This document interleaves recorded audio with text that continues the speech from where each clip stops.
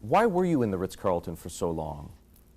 Well, you know, you have to ask the government, not me, frankly speaking. You know, I don't believe I belong there at all.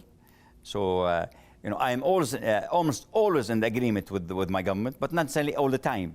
For example, I give advice to the government in certain incidents and certain cases, and sometimes they listen to me, and sometimes they don't. It's like they give me advice on certain things, and I listen sometimes I don't. So there's an interaction between me and the government continuously. Now, on that particular subject, I don't believe I should have been there. Yet I'm there, I respect the government, I accept what they said, and I'm under the support of Saudi Arabia, under the king and crown prince. What did the government want from you? Did they ever make that clear? Well, you know, I will not dwell into the discussion that took place between me and the government of Saudi Arabia and through the representatives. They must have wanted something, though. No, I read what was written, you know, that they want a chunk of A or B or C of what I have, you know, and this it was all rumors. According to one report, it was $6 billion. Oh yes, I read $6 billion. I read more than that, less than that. I understand. Though, you know, frankly speaking, you know, all these are rumors, but I will not dwell into the arrangement between me and the government. Did it cost you anything to leave?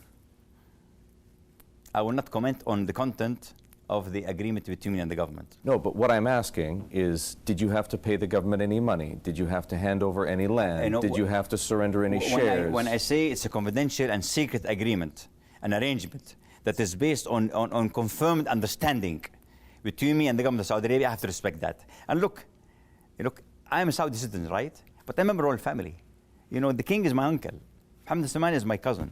And this is the rule of Saudi Arabia. King Abdulaziz, you know, established Saudi Arabia, correct? So my interest is really to maintain this kingdom of Saudi Arabia, and obviously my kingdom also, and to maintain the relationship between me and them, and have it, you know, unscratched completely. You understand, of course, why I'm asking this question. Sure. There are people, yes, fellow detainees, who signed settlements and paid large fines.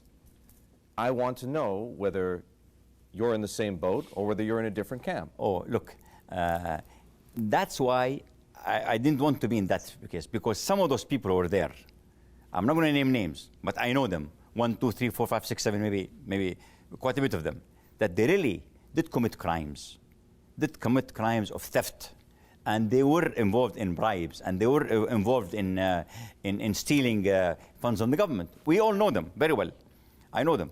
And I'm for having these people there. And I am for the anti-corruption that took place in Saudi Arabia. Now, unfortunately, I was added to that group. But fortunately, I'm out of it right now, and life is back to normal. So I'm not the person who's going to come and say, you know, I forgive, but I don't forget. I say I forgive, and I forget at the same time also. I also want to know if you retain control of your companies, whether you're still a 95% shareholder in Kingdom Holding, whether you still own Rotana, your media company, whether you're still in full control of your personal investment portfolio. Let me assure you, look, I'm at Kingdom Holding, I'm the chairman. Obviously, you know, I did give the power to our new CEO, Talal, more than a year ago. And also I empowered the Alwaleed Philanthropies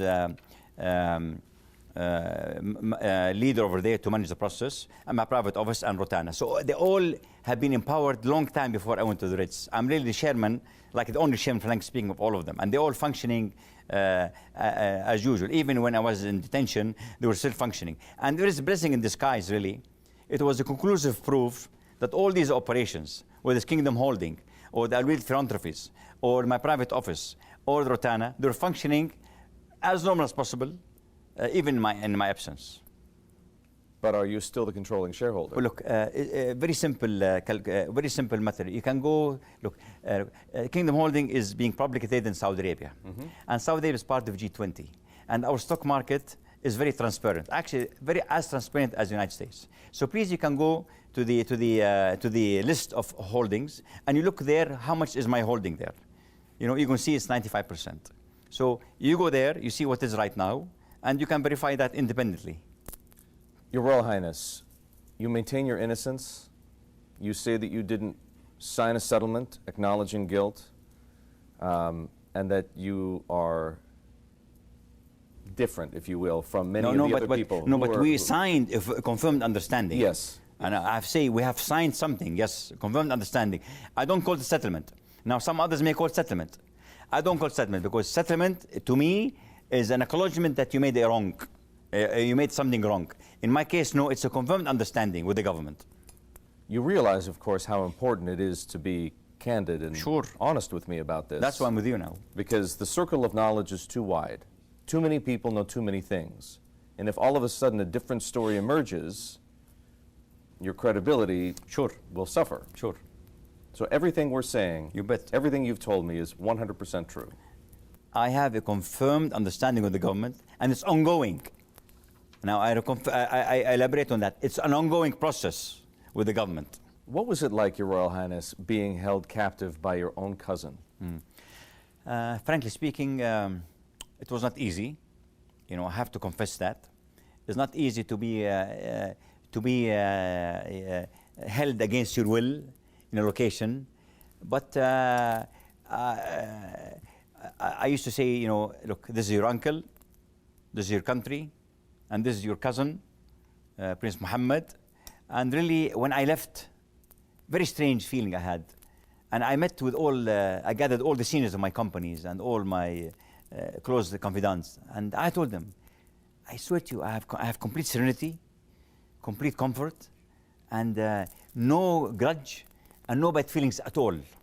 And sure enough, within 24 hours after I left, we were back in communication, you know, with the king's office, with the crown prince and his people. And that's a very strange situation, by the way, not easy for that, but it's a fact. And that's because what? That's because you simply had to move forward? No, look, I'm a nationalist, I'm patriotic, I believe in my country. Look, this country has been established by the Al Sauds, you know, by my great-grandfathers. This country was done and established with our blood, with our grandfather's blood. So I'm not going to come and have this irritation that happened to me, you know, really, and to create a vendetta in me against my uncle, my cousin, and my nation, and my people in this country. Did you see Prince Mohammed or King Salman at any point while you were in the Ritz-Carlton?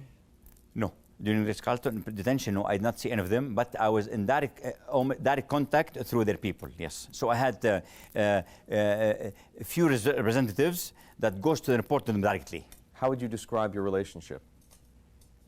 You know, no one believe it. After I left, it is not only as strong, it's stronger. And this is shocking to many people, even to my people, not only to you. I told them, my relationship right now with Prince Mohammed bin Salman, this guy, is not only as strong as before, stronger. And this is shocking to many people. You've forgiven him? No, I didn't say forgiven. I forgot and forgiven the whole process completely. It's behind me, completely, completely. How often are you and he in contact? Barely 3 days come without me texting him or calling him or talking to me.